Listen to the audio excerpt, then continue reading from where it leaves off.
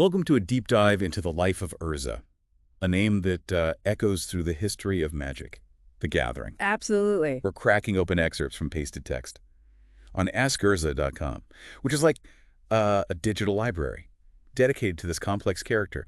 You might know him as a powerful planeswalker, but we're going all the way back to his beginnings to see how his choices rippled across entire worlds. It's fascinating how a single being's actions can have such a massive impact, shaping the fate of not just individuals, but entire civilizations. Exactly. And in Urza's case, it all starts on Dominaria, in the kingdom of Argive. Imagine him as a young boy, already obsessed with artifacts. This wasn't just a hobby, though. It hinted at his deep desire to understand how things work, how power could be harnessed. That's a key insight right there. Urza's fascination with artifacts wasn't superficial. It was the seed of his genius, but also the root of his tragic flaws.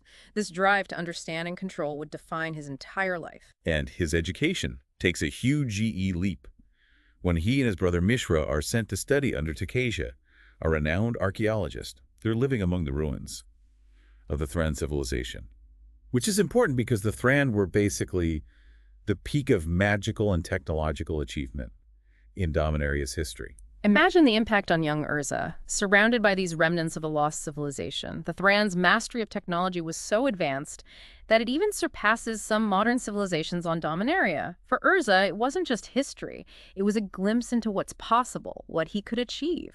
But even in this world of discovery, there's a rivalry brewing between Urza and his brother Mishra. Urza is drawn to the theory and potential of Thran technology, while Mishra is a tinkerer. All about the practical application. So you can already see how their approaches to knowledge and power are setting the stage for conflict. Absolutely. It's like a microcosm of the larger conflict that will eventually consume them. It's not just about who's smarter, it's about fundamentally different ways of seeing the world and wielding power. And then they stumble upon the caves of Koilos, which is a turning point in the story. This wasn't just another archaeological site, it held a power stone, an object of immense magical energy, and a gateway to Phyrexian. Now, Phyrexian is a plane of existence. That's essentially a nightmare of flesh and metal, ruled by the entity Yawgmoth. It's important to understand that Phyrexian represents everything Urza will come to oppose: corruption, body horror, and the relentless pursuit of domination. The discovery of the Power Stone and its subsequent breaking as the brothers fought over it becomes a potent symbol. Urza keeps the Might Stone, Mishra the Weak Stone. From that moment on, their rivalry becomes intertwined with this power's artifact, a physical manifestation of their fractured relationship and the power they both crave. It's almost like the breaking of the Power Stone foreshadowing. It's a breaking of their brotherhood. Right. Yeah. What started as healthy competition becomes an obsession. They each desire the other's half, and this desire fuels their ambition, their distrust, and ultimately the devastating brothers' war. Exactly. And the war is a pivotal moment, not just in Urza's life, but in the history of Dominaria. It's not just a political conflict.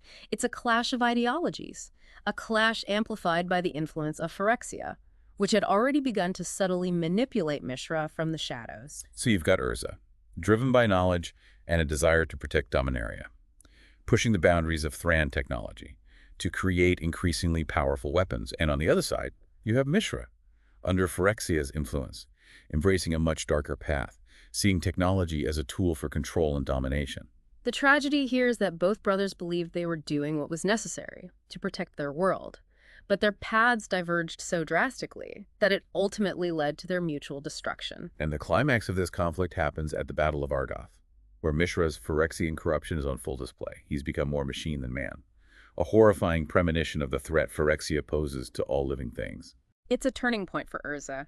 Seeing his own brother twisted into this monstrous form, in that moment he makes a choice that will forever define him. He activates the Golgothian Silex, a weapon of unimaginable destructive power. This is where things get really heavy, because the Silex blast obliterates both armies, shatters the continent of Argoth, and plunges Dominaria into an ice age. But amidst all this destruction, something incredible happens. Urza ignites his Planeswalker spark. It's like the universe itself is responding to the cataclysmic event, to the raw power unleashed. Urza's body is destroyed and rebuilt, infused with the energies of the Might Stone and Weak Stone, which literally become his eyes. In that moment, he transcends mortality and becomes a Planeswalker, a being capable of traversing the multiverse. It's a truly transformative moment, Oh. but it comes at an unimaginable cost. Urza's guilt over the destruction he caused is immense.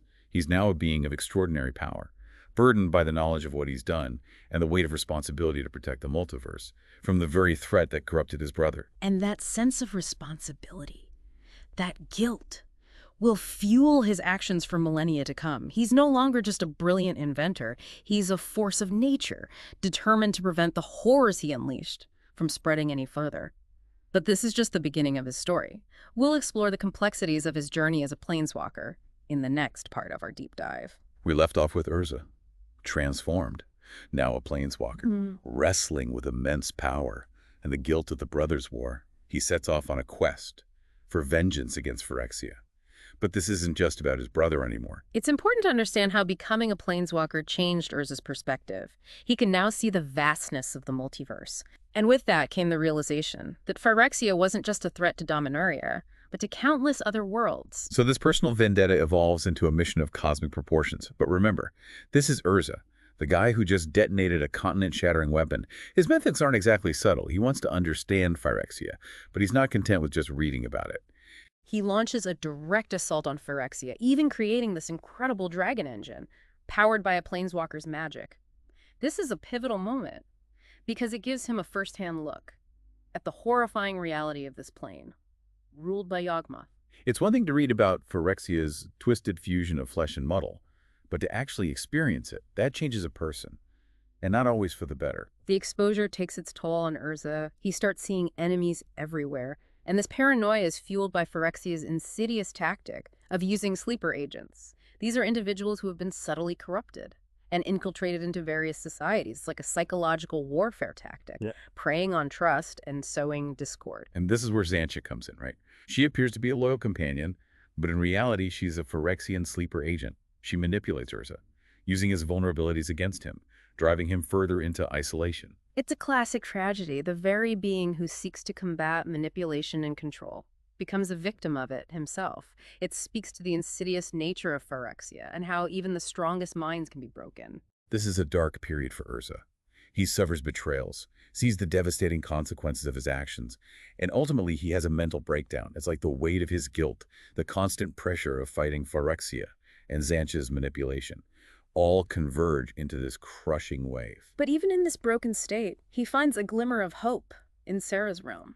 Serra, a powerful and benevolent planeswalker, created this plane as a sanctuary of peace and healing. You can imagine how desperately Urza needed this. Serra guides him through a process of healing, helping him confront his demons and rebuild his shattered psyche. It's a reminder that even the most powerful beings need support and guidance, especially when dealing with trauma. But this period of peace is tragically short-lived. Phyrexia discovers Serra's realm and launches a devastating attack, corrupting the very sanctuary that had offered Urza solace. It's a brutal reminder that there's no escaping the Phyrexian threat. It's heartbreaking because Serra's realm represented hope and healing, and to see it corrupted by Phyrexia emphasizes just how insidious this enemy is.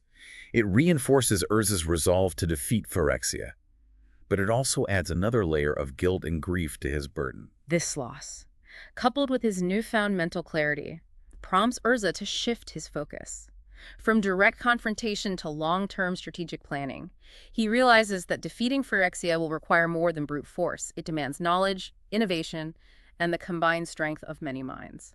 So he returns to Dominaria and establishes the Tolarian Academy, which is more than just a school. It becomes a hub for magical and technological advancement, attracting some of the brightest minds from across the multiverse. Think about the implications of this. Urza is trying to foster collaboration, to build a network of knowledge and expertise that can rival the insidious power of Phyrexia. It's a testament to his growth as a leader, realizing that he can't fight this battle alone. But even as he's building this beacon of hope, he's haunted by his past, by the destruction he caused.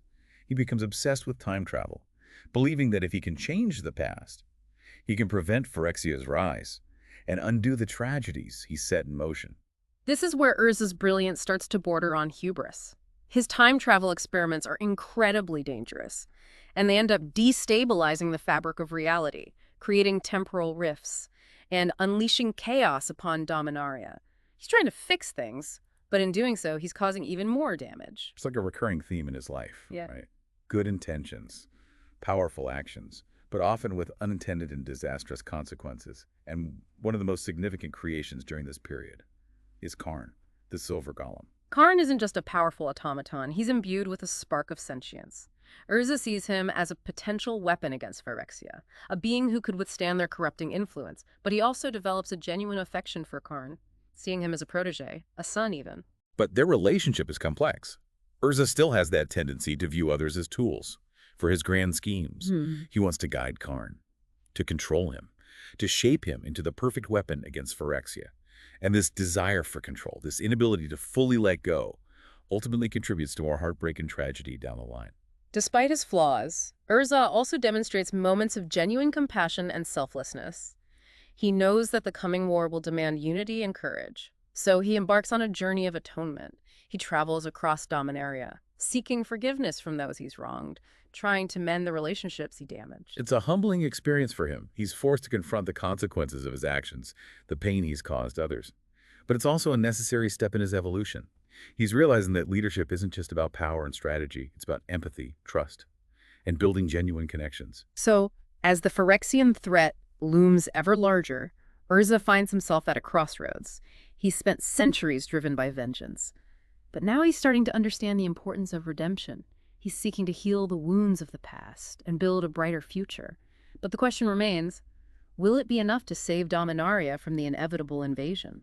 So, we left off with Urza seeking redemption and bracing for Phyrexia's invasion. He's learned some hard lessons about power and the need for allies, but he's still got that drive to control, to engineer the perfect solution. This leads him to create the Weatherlight. Think of the Weatherlight as the ultimate expression of Urza's ambition. It's a skyship, capable of plane shifting, armed with cutting-edge, Thrawn technology. It's a symbol of his proactive approach to fighting Phyrexia. No more waiting for them to come to Dominaria. It's almost like he's saying we're taking the fight to them. But this incredible ship needs an incredible power source. And Urza's decision to sacrifice Sarah's realm for it is one of his most controversial acts. It's a real moral dilemma. On one hand, he's trying to save countless lives by stopping Phyrexia. On the other, he's destroying a plane of peace and healing, a place that had offered him refuge. It raises questions about the ends justifying the means, about the burden of leadership when the stakes are this high. And this isn't the only ethically questionable choice he makes. He also launches the Bloodline Project, a program to create genetically enhanced warriors called metathrans. Basically, he's trying to engineer the perfect soldiers to fight Phyrexia. It speaks to his desire for control, but also his desperation. He's up against a threat unlike anything Dominaria has ever seen, and he's willing to push boundaries, even moral ones, to combat it. Meanwhile, Phyrexia is amassing its forces in Roth, an artificial plane that Yawgmoth plans to use as a staging ground for his invasion. This isn't a war, it's an existential threat to Dominaria, and Urza knows it. So he's playing a high-stakes game of chess, trying to anticipate Yawgmoth's moves. He creates the 9 Titans, these colossal war machines, each piloted by a powerful Planeswalker. It's a show of force, a message that Dominaria won't go down without a fight. But even with all this preparation, betrayal strikes a devastating blow. Tevashsat, one of the 9 Titans, sides with Yawgmoth. It's a crushing reminder that trust is a fragile thing, especially when dealing with forces as insidious as Phyrexia. It reinforces Urza's tendency towards isolation, his belief that ultimately he can only rely on himself, but it also underscores the tragic cycle of his life. The people he trusts, the things he creates, often become instruments of disruption. And as the invasion begins, we see Urza's strategic brilliance in action. He's coordinating defenses, launching counterattacks, but he's also wrestling with the moral implications of his weapons. He's developed these soul bombs that can decimate Phyrexian forces, but they require the life force of living beings to fuel them. It's another example of those tough choices. The sacrifices he feels are necessary to achieve victory. But it also speaks to the toll this war is taking on him, the way it's eroding his humanity. Ultimately, Urza decides to surrender to Yawgmoth, hoping to buy time for his allies. It's a desperate gamble, and it seemingly ends in failure. He's forced to fight Gerard, the heir to his legacy, and is defeated and beheaded. But even in this state, his consciousness lives on, within the Mightstone and Weakstone, his severed head, carried by Gerard, continues to offer guidance. It shows that even in death, his will, his intellect, is unbroken. This leads us to the final confrontation with Yawgmoth, who manifests as this horrifying cloud of darkness over Dominaria. It's a moment of ultimate despair. But Urza, speaking through his severed head, reveals one final gambit, the legacy weapon. This weapon is the culmination of his life's work. It's a fusion of magic, technology, and sacrifice. But to activate it, Gerard must merge with it, becoming one with Urza's legacy and sacrificing himself. It's a poignant echo of Urza's own sacrifices, the cyclical nature of his struggle, and the activation of the legacy weapon obliterates Yawgmoth, ending the Phyrexian threat once and for all. Yeah. Urza, finally at peace, fades away, his spirit merging with the multiverse. So what can we learn from Urza? He was a brilliant innovator, a flawed hero, a man driven by both noble goals and a thirst for vengeance. He saved Dominaria, but at a tremendous cost. His story is a cautionary tale about the dangers of unchecked ambition, but also a testament to the power of resilience, the importance of learning from our mistakes, and the enduring impact of a single life on the course of history. It leaves us with a question to ponder. Can we truly judge a person solely on the outcome of their actions? Or must we also consider the complexities of their motivations and the sacrifices they made along the way?